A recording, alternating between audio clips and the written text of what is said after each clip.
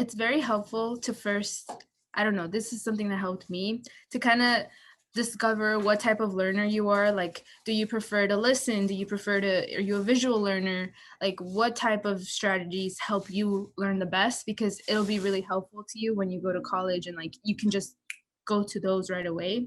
And it's also like, even though you're a senior, you're like, I'm done. Like, you know, I can relax. Like, sure, you relax, enjoy your time while you can, and relax before college starts.